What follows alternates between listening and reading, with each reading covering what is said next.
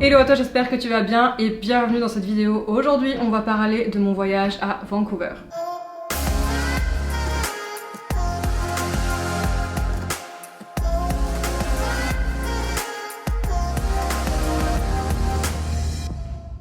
Donc c'est une vidéo un petit peu complète, je vais vraiment vous mettre en majorité des plans et des photos de choses que j'ai vues, que j'ai visitées selon parce que je vous parle en fait. Le but c'est vraiment de vous montrer les belles choses qu'il peut y avoir là-haut et les choses qui pourraient vous intéresser si jamais vous planifiez de faire un voyage à cet endroit. Donc j'ai vraiment fait la Colombie-Britannique en général, je suis pas allée en Alberta parce qu'en fait mon vol d'avion c'était Vancouver aller et Vancouver pour repartir, pour retourner à Montréal. Si tu veux faire l'Alberta, et c'est vraiment ce que je te conseille de faire, c'est vraiment mon regret par rapport à ça, c'est que tu prennes ton avion à Vancouver et aussi à Calgary.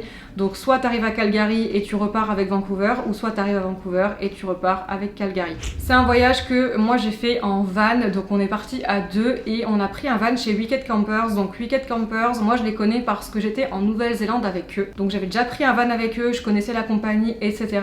Et j'y suis vraiment allée parce que j'avais confiance. Et aussi un truc trop cool qu'on a vu en fait en réservant, parce que oui, nous on a vraiment réservé last minute. Donc c'était genre une semaine avant de partir, on allait sur le site et on a vu en fait qu'il y avait 50% sur tous les vans pendant quelques jours je crois. Évidemment on a sauté sur l'occasion parce que 50% sur un van à 2000 balles ça fait plaisir, croyez-moi, et du coup c'est ce qu'on a fait. Donc on avait un van aménagé avec tout, on avait tout ce qu'il y avait pour cuisiner, on avait le lit, matelas, tout était dedans et c'était trop bien. Donc on a fait vraiment tout ce qui est Vancouver et à proximité, bon à 1-2 heures de route également, et on a fait aussi l'île de Vancouver, donc Vancouver Island. Je crois que c'est une des plus grosses îles de Vancouver et c'était vraiment un truc qu'il faut faire je trouve. Moi j'ai adoré, mais je vais vous en parler. Quand tu voyages en van, donc ce qui était notre cas, ce qui est toujours délicat c'est de trouver des endroits où dormir. Partez du principe que personne ne veut de vous nulle part, donc ni les parkings, ni enfin en fait n'importe où quoi, tu peux pas te stationner la nuit, c'est mort. Donc il y a plusieurs solutions par rapport à ça. Si jamais ça t'intéresse, prends un stylo, note ça parce que tu vas avoir des petits trucs qui sont intéressants à savoir. Déjà, première chose classique, tu as des campings qui sont payants. À Vancouver c'était très cher, tu pouvais payer jusqu'à je sais pas moi 60 $ je crois la nuit juste pour un camping, une vieille place vraiment pas incroyable.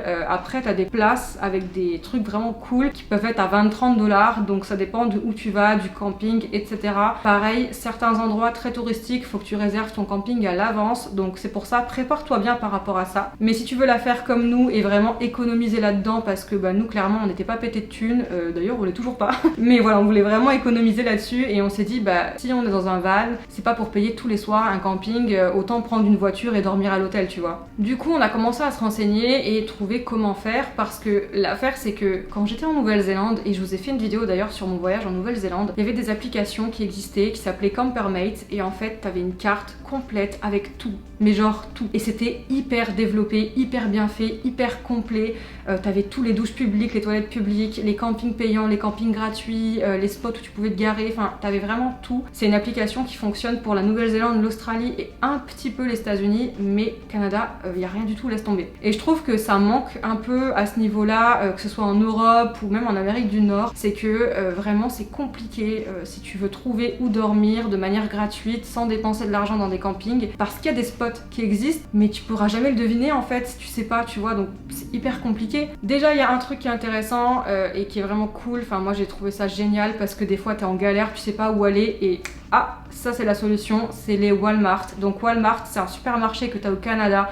Et sérieux, merci de nous laisser dormir parce que des fois t'es en galère, tu sais pas où aller et pouf t'as un Walmart, donc tu peux aller au parking du Walmart en fait, tu vois il y a toujours 1 million de camping-cars, de vannes et tout, enfin tu vois très bien que c'est un squat. En plus c'est un supermarché qui ouvre méga tôt, je crois que ça ouvre à 7 h du matin et ça ferme à 23 h, donc sérieux c'est vraiment le top du top. T'as envie de t'acheter à bouffer, t'as envie de t'acheter de l'eau, t'as envie d'aller même aux toilettes, enfin tu sais c'est un petit peu le grand luxe je trouve, donc voilà c'est pas mal. Après c'est sûr qu'au niveau de la vue du spot en lui-même, c'est un parking quoi, c'est pas vue sur la mer et tout, laisse tomber, non, mais ça dépanne. Et par contre le truc qui est cool, c'est qu'il y a une application qui existe, alors je trouve que ça manque de gens, donc sérieux je vous invite à la télécharger, elle est gratuite et en fait t'as juste à créer un compte et c'est vraiment nice parce que grâce à ça tu peux vraiment trouver où dormir de manière gratuite. En fait c'est les gens qui mettent les spots en disant là tu peux dormir, c'est gratuit, là il y a un spot intéressant, c'est cool, tu peux y rester la nuit et tout. Ça te note, ça t'explique t'explique un petit peu comment c'était et ça te met même des fois des photos de la vue que tu as à l'endroit même. Donc c'est vraiment cool, mais vraiment comme je vous l'ai dit, ça manque de monde parce que c'est vraiment pas complet comme ce que j'avais pu voir avec d'autres applications dans d'autres pays. Nous, dès qu'on voyait des endroits cool où on pouvait dormir, on les mettait dans l'application avec le max d'infos parce que ça peut dépanner n'importe qui et nous, ça nous a beaucoup dépanné. Donc voilà, je pense que s'il y a de plus en plus de monde dessus et de plus en plus de gens qui mettent justement tous les spots qu'ils font, ça pourrait être mais trop cool quoi. Donc voilà, vraiment téléchargée, elle s'appelle Park Fortnite et trop bien. Dans le même registre, tu as Pay by Phone qui est une application, donc là c'est pas vraiment le même contexte, mais c'est une application aussi que tu peux télécharger. C'est comme à Montréal, tu as un système de paiement de parking en fait par le téléphone, bah là c'est pareil, tu payes ton parking, voilà, quand tu te gares au centre-ville, peu importe, pas la peine de te faire chier avec des pièces là toutes les 5 minutes ou à te dire oh là là j'ai qu'une demi-heure, faut que je retourne à la voiture. Non, c'est pas un problème, honnêtement, t'es avec ton téléphone, tu peux rajouter du temps si tu veux, c'est trop pratique, enfin vraiment ça aussi c'est le genre de truc qu'il faut que t'aies sur le téléphone si tu veux vraiment être peinard. Sinon pour en revenir au voyage en lui-même, écoutez, la Colombie-Britannique, en tout cas Vancouver, c'est une ville magnifique. J'avais tellement peur que dans ma tête ce soit surcoté. Je vais y aller, je vais pas me mettre des attentes genre là-bas, on va rester tranquille et on va voir. Écoutez, j'ai pas été déçue, je trouve que c'est une ville incroyable et je trouve qu'en fait t'as tout. Mais genre t'as tout quoi. T'as la ville, la vraie ville genre building et tout, t'as l'aspect un peu plus petite ville touristique, mignonne, etc. T'as le vieux port, t'as vraiment des endroits trop beaux, des petits lotissements, tu sais, un peu style à l'américaine avec toutes les résidences et tout, vraiment trop cool. T'as les montagnes enneigées, t'as vraiment des belles randonnées à faire, des beaux spots et t'as des plages, t'as des lacs, enfin vraiment t'as tout. Et il a fait beau. Les 2 semaines où j'étais là-bas, sérieusement là, on a eu un jour de pluie. Enfin vraiment j'ai grave profité du soleil, même si ça se voit pas sur ma petite peau de blanche. Et pour vous faire plus en détail le circuit que j'ai fait, en vous mettant des images évidemment du voyage, écoutez, on a commencé par Vancouver en tant que tel. On a vraiment ratissé le terrain, on allait un petit peu partout, on a fait la ville, on a fait les coins un peu plus reculés, on a fait les plages, les lacs, petites randos à proximité, même s'il faut vraiment sortir de la ville pour faire des randos forcément. On a vraiment essayé de faire le maximum de Vancouver parce que c'est une super belle ville qui vaut vraiment le coup d'œil. T'as plein de petits coins sympas, genre plage de Kitsilano, Granville Island, t'as vraiment plein de petits spots et de petits quartiers trop cool, mais je pense que je vous ferai une vidéo sur les 5 ou les 10 choses à faire absolument à Vancouver. J'ai des vidéos comme ça que je fais souvent sur toutes les villes que j'ai visitées, dans cette playlist d'ailleurs, la playlist voyage, mais ouais, il y a vraiment plein de trucs à voir et en fait après ça, ce qu'on a fait, c'est qu'on a commencé à sortir de la ville. On a commencé par monter vers le nord, donc comme je vous l'ai dit, on n'est pas allé dans l'est, on n'est pas du tout aller vers Jasper, Calgary, Banff, etc. parce que c'était pas du tout sur notre itinéraire. Mais comme je vous l'ai dit, si vous partez de Vancouver jusqu'à Calgary après à l'aéroport, vous pouvez largement le faire et ça vaut vraiment le coup. Après c'est très touristique mais c'est génial. Du coup ouais, on est vraiment allé vers le nord, donc on est allé en direction de Squamish, donc c'est une petite ville et t'as pas mal de petites randonnées sur le chemin et après on est monté jusqu'à Whistler. Donc Whistler c'est une ville vraiment, tu peux faire du ski là-bas l'hiver et tout, c'est vraiment montagne et tout, enfin trop bien. On a fait la plus grosse randonnée de notre voyage là-bas et tout en haut d'une montagne on a pris un téléphérique, télécabine ou téléphérique, je sais même plus comment ça s'appelle, et en gros c'est vraiment le peak to peak ça s'appelle et ça te relie 2 points de 2 montagnes et tu le traverses sur une télécabine. Donc mes chers amis, si vous avez le vertige comme moi, ça va être chaud, je vous dis direct, ça va être chaud. J'ai fait une story, j'étais avec mon téléphone en PLS comme ça, je m'accrochais au siège et tout comme si j'allais tomber dans le vide. Bon clairement c'est pas impossible mais on va éviter de penser au malheur évidemment, mais la vue était incroyable. Si évidemment vous cherchez un peu quoi faire à chaque fois, n'oubliez pas les offices du tourisme, on va vous dire ce que vous pouvez faire dans la ville, on vous conseille des spots, des randonnées, des choses à voir, etc.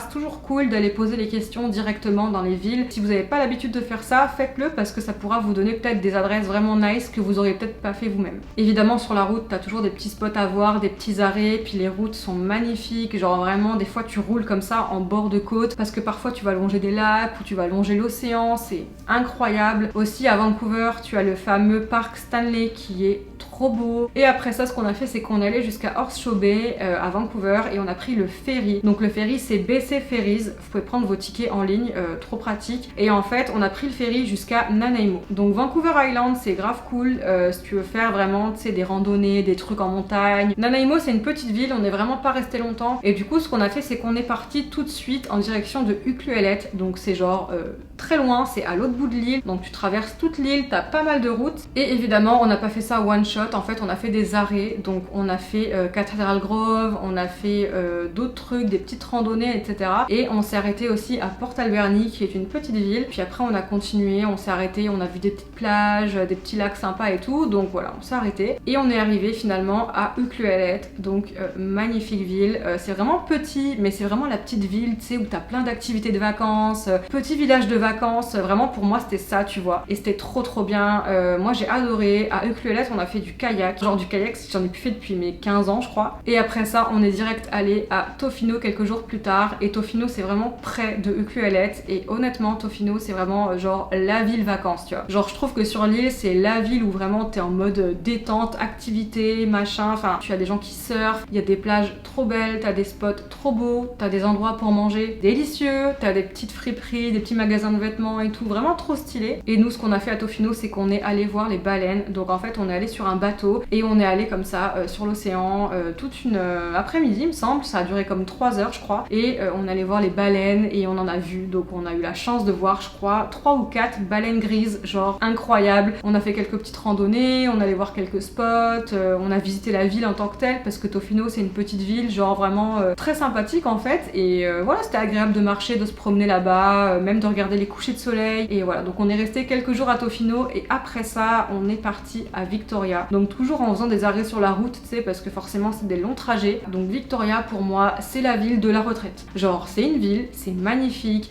t'as un vieux port trop beau, plein de petits restos chics, bonne ambiance, des belles terrasses, c'est calme, c'est beau, c'est fleuri, tu sais, c'est agréable, c'est vraiment paisible. Et après ça on est retourné à Vancouver. Donc on a pris le ferry, c'est à 40 minutes plus haut que Victoria, et on a pris le ferry pour aller à Tsawwassen, le port en fait qu'il y a au niveau de Vancouver. Et d'ailleurs pour le ferry, si je peux vous donner aussi un petit tips, surtout pour les gens qui aiment bien les photos, les vidéos et tout, ou même pour le plaisir de la vue, c'est de prendre le ferry soit en coucher de soleil ou soit en lever de soleil. Lever de soleil, il faut être déter, je vous dis, il faut vraiment avoir la motivation. Mais par contre coucher de soleil, tu sais, tu prends ton ferry vers 8h, 8h30, 9h, t'as le coucher de soleil magnifique. Une fois qu'on est retourné à Vancouver, là on a vraiment été en mode vacances.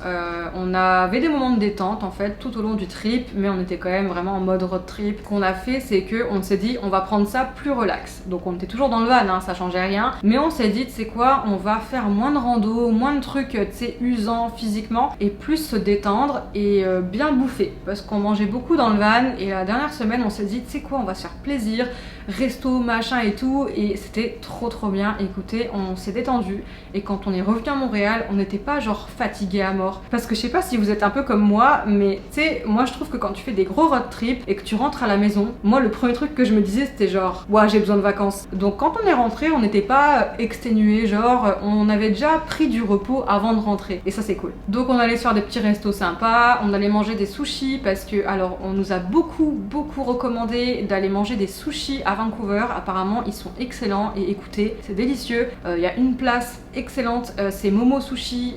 Prenez pas les sushis réguliers, faites-vous vraiment un petit kiff avec des rouleaux bien spécifiques, tu sais, un petit peu originaux parce qu'ils sont excellents. Pareil on nous a dit d'aller manger des glaces chez Rain or Shine, délicieux. Écoutez c'est des glaces qui sont faites artisanalement, les saveurs sont délicieuses, les glaces sont incroyables. On a fait beaucoup de plages aussi, surtout au niveau de Kitsilano là en haut. Je vous l'avais déjà dit en début de vidéo je crois, mais les plages là-bas dans ce coin elles sont trop cool. Vraiment c'était trop bien, autant sur l'aspect road trip et autant sur l'aspect vacances.